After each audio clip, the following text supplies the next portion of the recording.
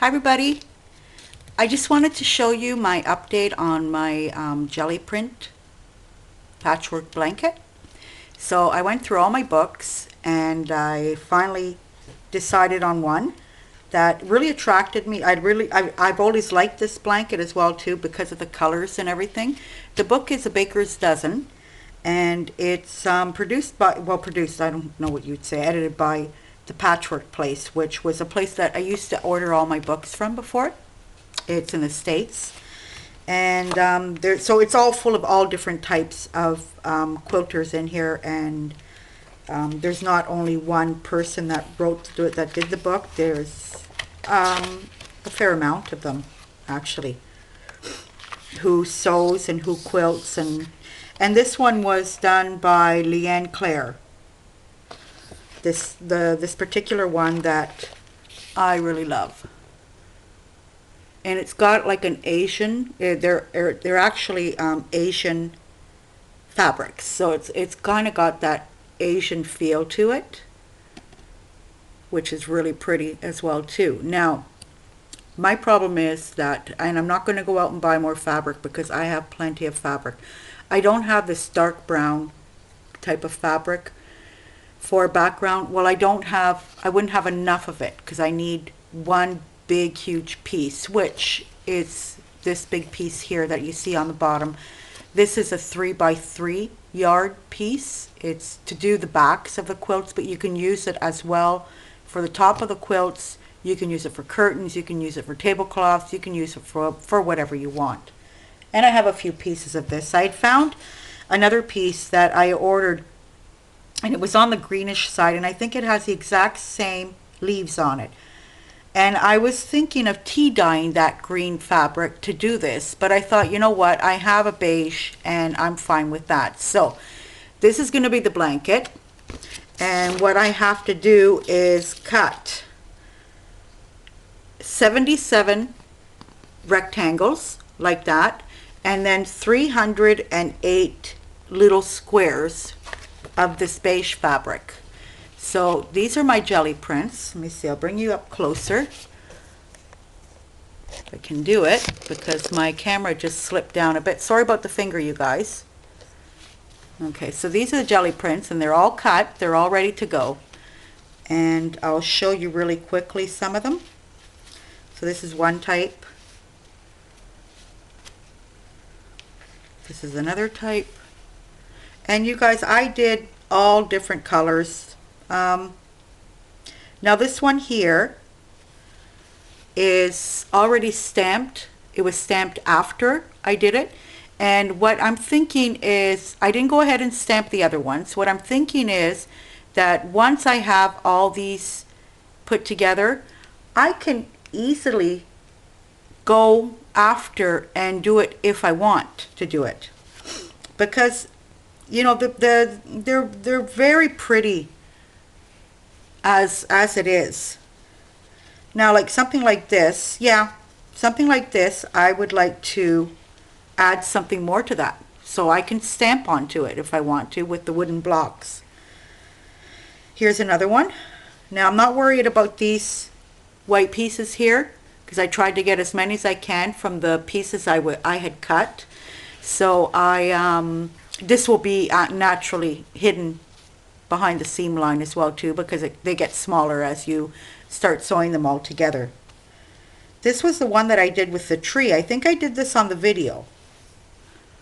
The tree stencil that I did with hot glue. Look at that effect.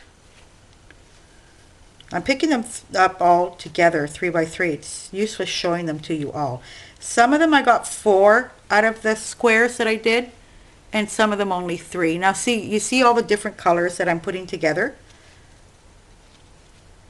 Because in that book too, they're all different colors. They go from light blues to dark greens to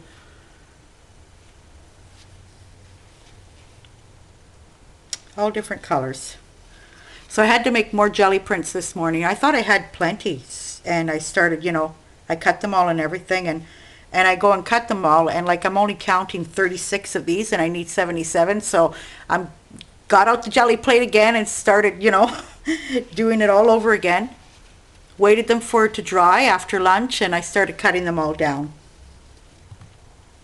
And now I think I have 80, so I have more than enough. I have a couple left over to, you know, to do. I'm picking them up 3 by 3 or 4 by 4, whichever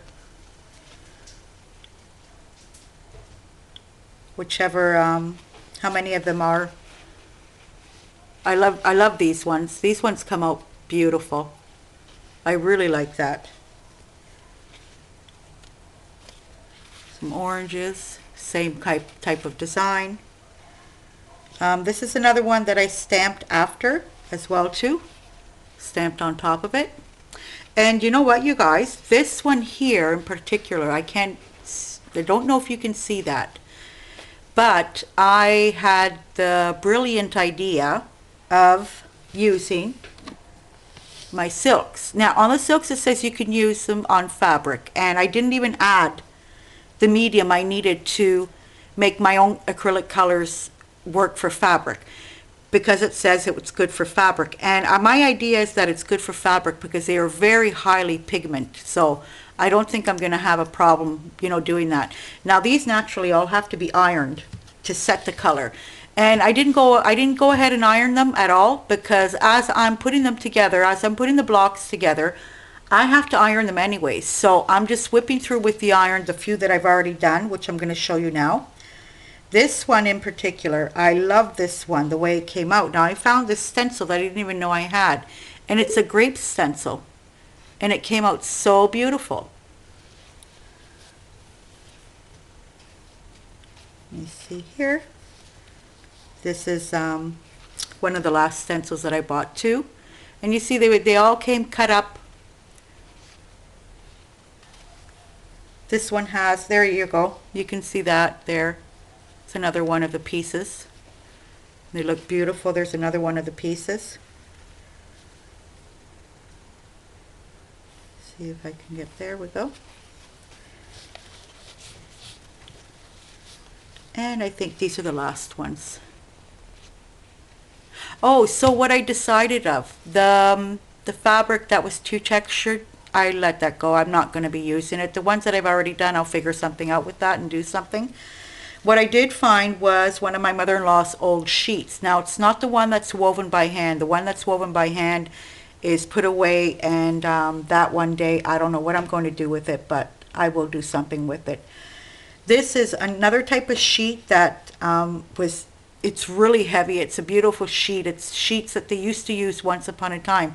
It's not our normal, it's a pure cotton sheet, but it's a much thicker sheet.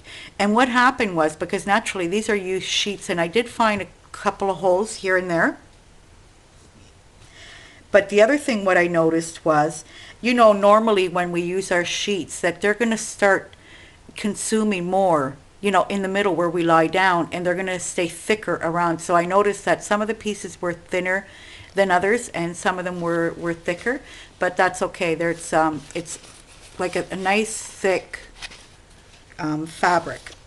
So put that aside. So this is going to be the base of it. So what you see in this picture that's all brown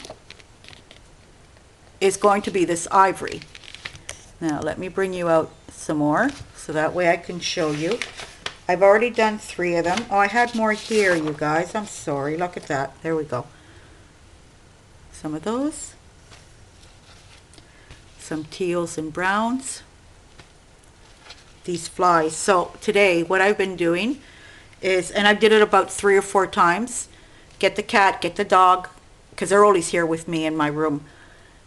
We go out to the other side of the house. While they're over there, I spray in here for the flies, and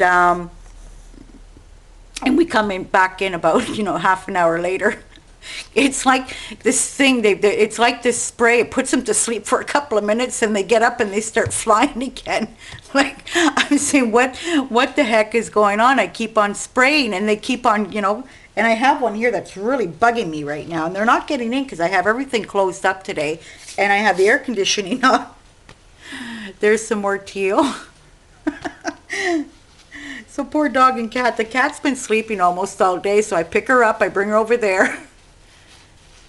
This is a really pretty color too. And this is part of that tree one. It's the bottom part of the tree trunk. So, you know, you're breaking up your designs, but they look beautiful as they are. And this is what I have to do. Now, these are little squares that I cut out that are 2 1/4 by 2 1/4, and I have to cut 300 of these out from this. So I had already started cutting some out, and because I'm so impulsive, you know, I cut a few out and I said, okay, now I got to try it. So this is what it would look like. Let me set them down here for a second just to show you, you know, how they would look. This is another one done with silks. And, you know, I can see the shimmery on it. I'm not sure the mica powder is going to resist the washing machine. I'm not sure. I hope it does. So let's see. So there would be a margin in between them. And you'd have all of these coming up and down in one direction for a blanket.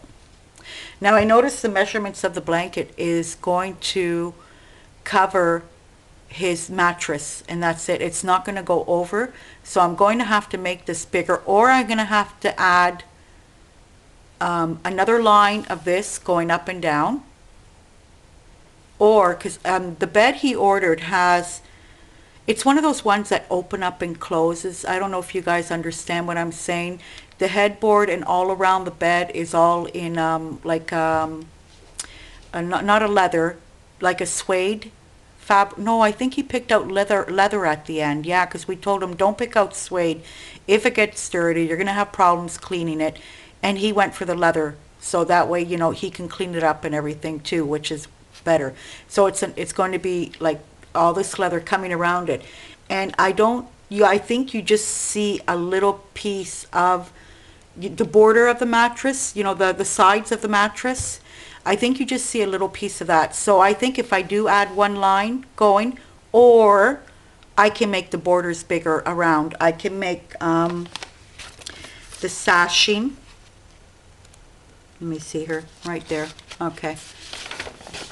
Now I would do this, right over here. I would add this little border around here too as well, which is another thing that I'm going to be doing out of Gelli printing. So I have still this big huge sheet, but this time I'm going to cut it in strips, and I'm just going to continuously Gelli print on these long strips.